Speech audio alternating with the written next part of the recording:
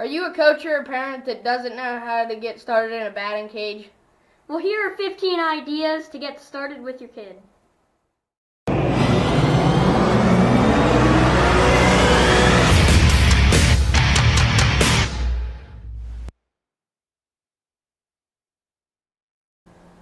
As you can see on the floor here, tape marks are a good aid for helping young players set up correctly. Some rules of thumb for beginner hitters is to be a bat's length away from the plate. What you want to make sure that your batter does is that they stand relaxed with their feet at or just outside shoulder width apart. And when they stride, they should stride about the length of the bat that they're using in order to engage all the muscles of the lower body. Pros use tees every day. It is the foundation of our swing. Make sure the tee is set up where the stride foot lands. Here I'm using the Tanner Tee hitting deck for the right-handed hitters, so we can work on different pitch locations each night by adjusting the height and location. For this particular player, I use a second tee set slightly higher along the outside of the plate to prevent casting.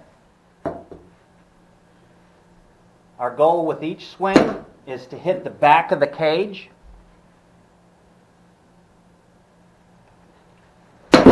My cue that I always use is to swing for the pitcher's hat, because again, the pitch is not traveling on a level plane. So if they can visually look at the pitcher's hat and use that as a target, it's going to put them on plane with the pitch. For the inside pitch, the batter needs to hit it further out in front to pull it to the strong side.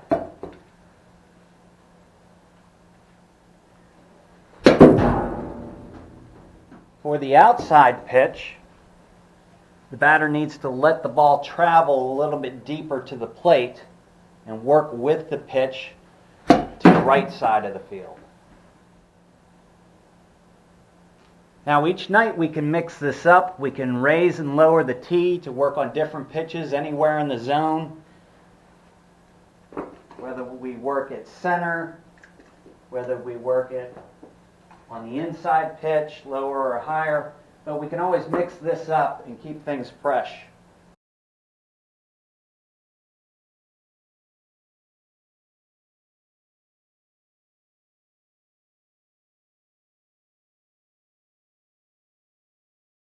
Okay, one of the other drills that you can substitute in is a bag. Here we have a reflex bag, and I know this reflex bag is not the ideal height, but it gives your batter the chance to mentally go through the swing to contact, and you can identify any flaws that need to be worked on. I've learned over the years that you don't want to talk mechanics with youth hitters. Instead, you're further ahead to identify which drills to use that put their bodies in the correct positions to hit. So just have your batter go through the motions to contact, and they can do this about 10 times as well.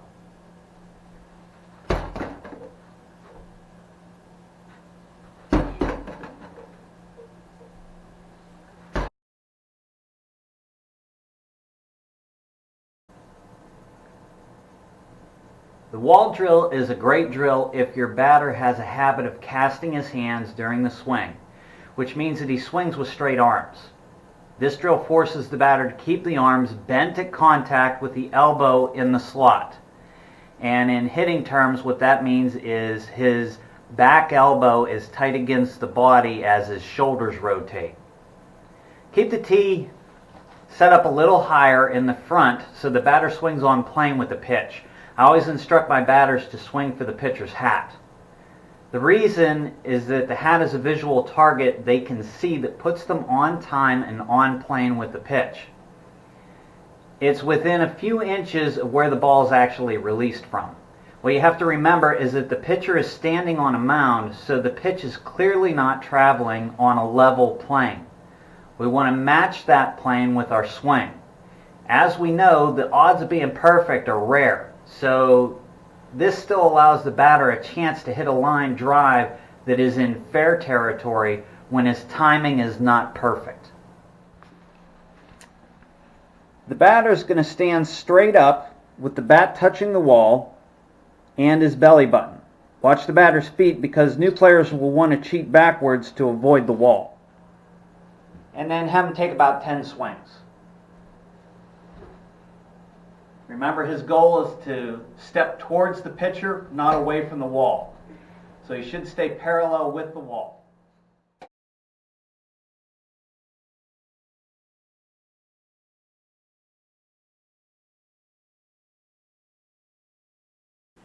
Here I'm going to soft toss to the batter from the side. My goal is to drop a ball on the center of the plate while aiming for his front pants pocket.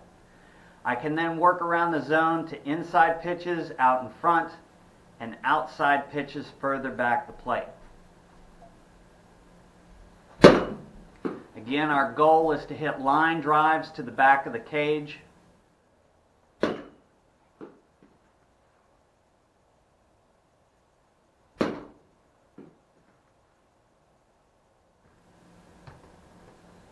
The second time through the routine for an evening, I'll mix in some arcing higher tosses to simulate a changeup or an off-speed pitch. What you want to do is watch the hitter's hands to make sure they're staying still and waiting on the pitch, not creeping forward and leaking their power.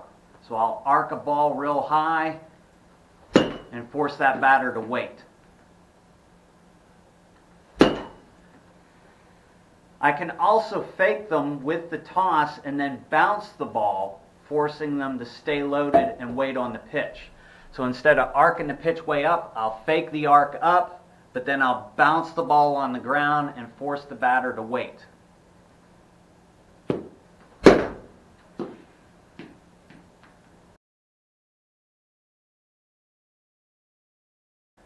Drops are another drill you can add to your routine to keep things fresh. Beginners will be afraid of hitting you and have difficulty making contact. So don't spend a lot of time on this drill until they get the hang of it, or they're going to get discouraged. This is another drill you can work all around the strike zone with center, inside, and outside pitches. I give youth players a verbal cue of drop before releasing the ball to help them get used to the drill. So have your batter set up. You're going to drop the ball straight down the center of the plate. Drop.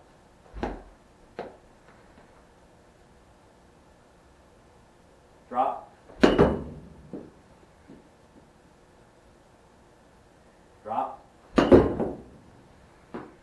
And then we can also add in inside and outside pitches. Drop. Make sure that if you're going to the inside, you're dropping that ball out in front of where their stride foot is so that they pull the ball to the strong side. Drop. Drop. Okay, whenever we're working on the outside pitch, we're dropping the ball further back the plate, and we're going to have the batter work with the pitch to hit the ball to the right side of the field.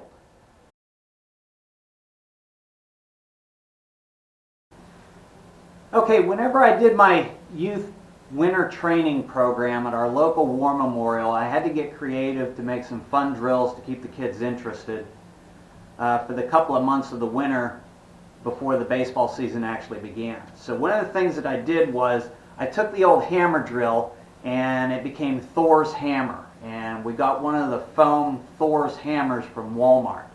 But this is another mental drill to get the mechanics of the swing correct without talking mechanics to your youth hitters.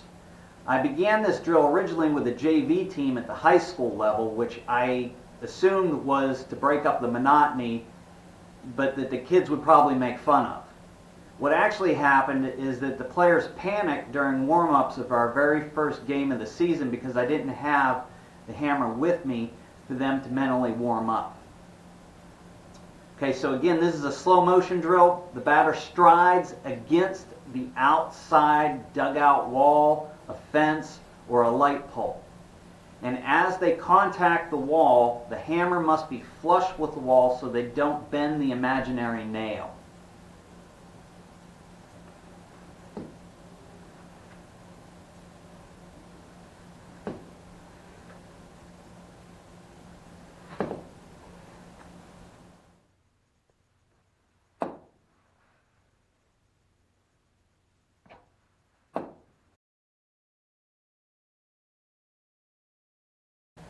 Okay, another creative drill that I come up with for the youth players, we're using Mikey's nunchucks from Teenage Mutant Ninja Turtles. We had a good set of the foam Michelangelo nunchucks, and we used it in place of a chain bat. If you've ever seen the chain bats, it's a bat that's cut in half and it's got links of a chain connecting it together. Now what we would do with this is we would have the player swing the nunchucks just as if they were batting, and then they would make contact with little ping pong balls, or in my case what I used were the Jugs small balls, which are foam. And the kids really like this drill because it forces them mechanically to stay connected. They have to keep their elbow in the slot, and they cannot release the bat head too soon by casting away, or the nunchuck folds around on them and they can't make contact with the ball. So here's another good fun little drill that you can do with your kids.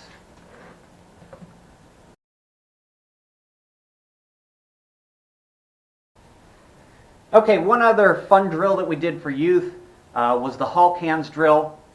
This is for palm up, palm down at contact. You want to have your batters wear a set of Hulk hands for something fun and just something different to break up the monotony. As they stand in their batting position for this drill, have them swing their top hand palm up to uppercut the pitch on plane and punch it back at the pitcher's hat. So here's what it looks like.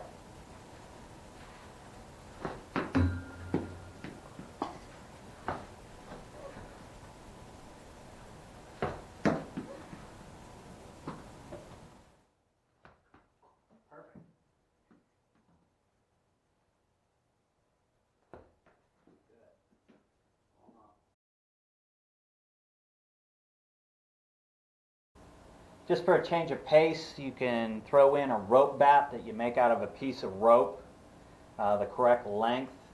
Put a knot at the end so it doesn't slip out of their hands. But this will help your batter if they got an issue with casting and straighten out their arms at contact. The rope bat forces the batter to keep their arms bent at contact and that elbow in the slot. So for something different, for a different drill, you can throw this in as well.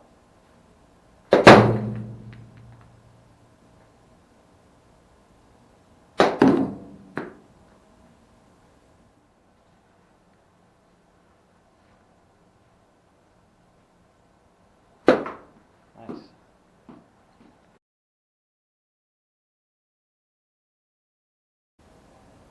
Okay, something else that we mix in here and there are the weighted total control balls. These are them here. This is the 74. I also have a dozen of the 82s. But mixing these in, it forces your batter, if they're stopping at contact, not only to swing through the ball instead of stopping at contact, but also to develop some power. You can literally stand 15 feet in front of the batter and toss these to your batter, and they'll hit them, and the bat basically is absorbed by the ball, and it doesn't really travel anywhere.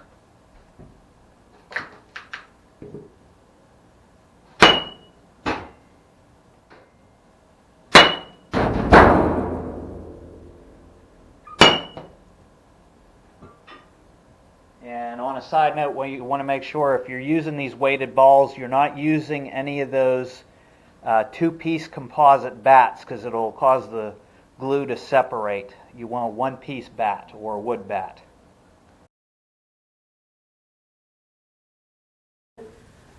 Okay, after I've picked about 2 different drills each night, then we'll move into the live pitching. And I'm going to be about 15 feet away pitching to the batter, and I typically start out with bunts.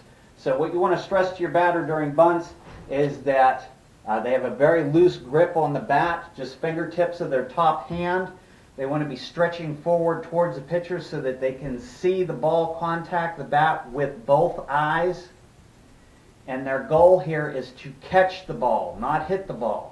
They want to catch the ball like it's a Velcro bat, and they're trying to stick the ball right on the bat.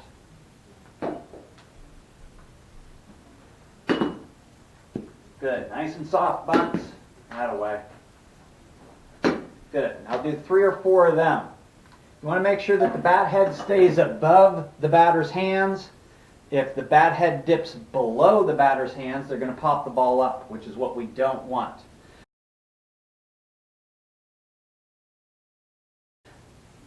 Okay, another thing that your batter can do, if you have a lacrosse stick, you can practice catching the bunts in the lacrosse stick.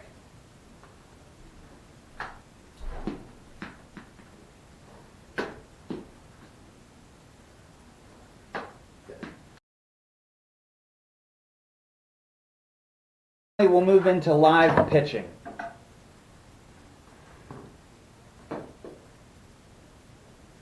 Make sure that your batter's set up correctly. And what I do is each night I try and mimic a different pitching wind-up style so that he's never used to seeing the same pitcher pitching. So I try and vary things each night to give him a different look at things, whether I'm behind the ball more, twisting more, rotating more, different release points. I always try and change it up. Again, the goal here is line drives. You want to make sure that your batter is hitting the back of the cage. Contrary to traditional coaching, you do not want to hit ground balls. Statistically speaking, you're around 90% likely to cause an out by hitting a ground ball, whether it's the batter that gets out or one of the base runners that become out. Hitting ground balls is where 5 people are clustered close together playing defense. What you want to do instead is strive to hit line drives that are going to bounce through the outfield where there are only 3 players scattered far apart. Nice.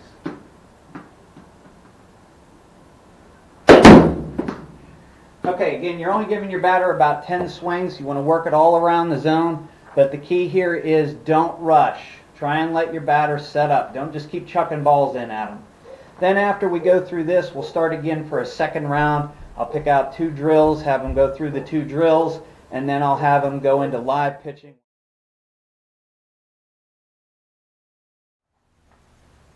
On the second round of live pitching, some of the things that I'll mix into some of the pitches is these fake change-ups and off-speed pitches where I'll go through the wind-up, make it look like a normal pitch, but then I'll actually bounce the ball towards the batter. That forces the batter to keep their hands loaded and wait on the ball. But I'll mix a few of these in here and there just to keep the batter alert and prepared for different pitches.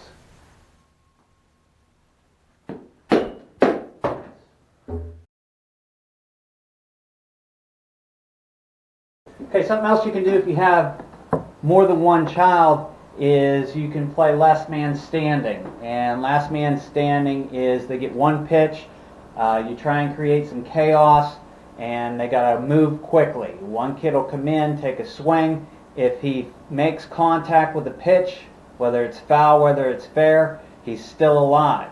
Then the other kid comes in and he gets his chance at one pitch, and we see who the last man standing is. You can also do last man standing with bunts, but this is usually really popular among the kids. It creates a little competition, and as long as it's friendly competition, fun competition, that's a valuable tool in your trainings. One of the things I've learned from several coaches over the years is that if you want to hit in games like you do in practice, less is more. Limit the number of swings your batter can take at any given drill or station to 10 before they have to move on and do something different. Limiting the swings makes them more valuable. If your hitter knows he is getting 30 swings from live pitching, he doesn't care if he fouls a few off or misses a few because he knows he will get many more pitches to warm up and get on a roll.